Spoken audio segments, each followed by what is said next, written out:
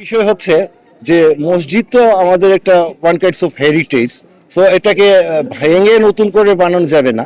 তাই ওইটার সংস্কারের জন্য এই সামনে মানে আমাদের এই নারিকেল গাছগুলোতে মানে এই গাছ খাজুর গাছগুলো আমাদের টেক দিতে হয়েছে, যদিও এগুলো অনেক আগেরই একটা দর্শনীয় জিনিস। আমরা ছোটবেলায় এই গাছের নিচে এসে বসতাম, করতাম, আমাদেরও খারাপ লেগেছে, কিন্তু ওই মুসল্লিদের স্বার্থে এইগুলা কেটে এখানে সংস্থাপন করা হচ্ছে যাতে নামাজে কোনো সমস্যা না হয়। এখানে নামাজ পড়া হবে, ঠিক সেই সময়ে মসজিদের ভিতরে আপনার ওই যে যেগুলা সমস্যাগুলো আছে সেগুলো দূর হবে এবং আরেকটু সুন্দর করে এটা তৈরি করা হবে। যেগুলো আছে ওইটা থাকবে, কারণ এটা তো একটা হেরিটেজ, অনেক পুরনো। ভেঙে মানে ঘুরিয়ে দেওয়াটা এটা মানে কোনো অবস্থায় ঠিক না। হেরিটেজটা ধরে রেখে ওইটাকে আর একটু মডিফাই করা হবে। দেখেন, মসজিদের জায়গা সম্প্রসারণের কথা বলে যখন বলা হয় নামাজের জায়গা সম্প্রসারণের জন্য আমরা বৃক্ষ নিধন করেছি বা বৃক্ষ কেটে ফেলেছি। মসজিদ আল্লাহর ঘর, যেভাবে পবিত্র ঘর, ঠিক গাছগুলো আল্লাহর একটা নিয়ামত, মানব জাতি বেঁচে থাকার জন্য সবচেয়ে জরুরি। আর এখানে ছিল খেজুর গাছগুলা, যেগুলা এই দরগার সৌন্দর্য যেমন বৃদ্ধি করেছে, দরগার একটা ঐতিহ্য এবং স্মৃতি বহন করে। আমরা এই স্মৃতি এবং ঐতিহ্যগুলাকে রাখতে পারলাম না। যদি তারা বিবেচনায় রাখতো, এগুলাকে টিকিয়ে রেখেও তারা পরিবেশটাকে আরো সুন্দর করে সৌন্দর্য উপহার দিতে পারতো আমাদেরকে। তাদের কাছে আমার অনুরোধ থাকবে, আল্লাহর এই নেয়ামত এবং সিলেটের মধ্যে যেন ঐতিহ্যবাহী বৃক্ষগুলা টিকে থাকে, তার জন্য তারা ব্যবস্থা গ্রহণ করে। নোভা এলইডি টিভি, ঝকঝকে ছবি, নিখুঁত শব্দ, 5 বছরের ওয়ারেন্টি। নোভা মানে সঠিক মান, নিশ্চিত সেবা। রাখা উচিত, কারণ গাছ তো আমাদের শুধুমাত্র পাখিদের জন্য না, অনেক উপকারে আসে। আর এখানে গাছ থাকা মানে এখানে ছাওয়া পাওয়া, এখানে অনেকে শুয়ে থাকে। হ্যাঁ, জি জি জি, অনেকে শুয়ে থাকবে, অনেক ছায়া পাবে, পাখি আছে, কবুতর আছে। এর জন্য গাছ থাকা উচিত। গাছ কাটাটা আমি বিরোধী, গাছ কাটার বিরোধী আমি। কাটা হয়েছে, সেই বিষয়ে কি বলবেন?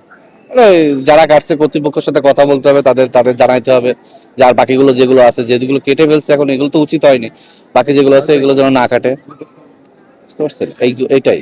দীর্ঘদিন যাবত আমি এই জায়গায় থাকার কারণে, আর আজ 2-3 দিন যাবত দেখতেছি যে হঠাৎ করে এই গাছগুলি কাটা হয়েছে। জানতে পারি যে মসজিদ সংস্কার করা হবে।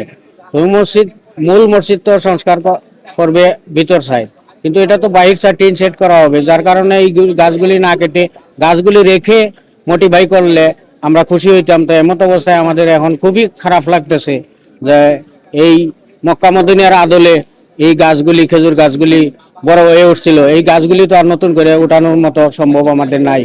যার কারণে আমি আশা করি বাকি যে 3টি গাছ রয়েছে, এই 3টি গাছরে সংরক্ষণ করে মডিফাই করে যাতে নতুন করে চালা দেওয়া হয়, এই জন্য আমি জোর আবেদন জানাচ্ছি। আর বাকি যেগুলি কাটা হয়েছে তো হয়েই গেছে, আগামী দিন যাতে এই গাছগুলি কাটা না হয়। আপনারা জানেন যে এই গাছগুলো অনেক শতবর্ষী, গাছগুলো পরিবেশ বান্ধব, পাশাপাশি আমাদের সৌন্দর্যেরও প্রতীক। এখানে এনে গাছগুলো আমাদের যে মন মানসিকতা, যে আবহাওয়াটা, এই আবহাওয়া আমার মন মানসিকতাকে চেঞ্জ করে দিত। মনে হতো যেন আরবের কোনো এক জায়গায় আমরা হাঁটাচলা করছি। এখন দেখছি অনেক জায়গা থেকে, বাংলাদেশের প্রত্যন্ত অঞ্চল থেকে অনেকে তীর্থযাত্রীরা আসেন এখানে, এসে ওখানে ছবি তুলেন, কারণ তাদের মনে হয় যে তারা যেন আরব এসেছে।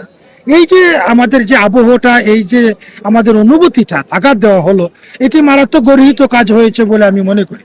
পরিবেশ বান্ধব গাছ হিসাবে কিংবা রাবিয়ানে খেজুর গাছ হিসাবে আমরা এর এর তীব্র প্রতিবাদ জানাচ্ছি।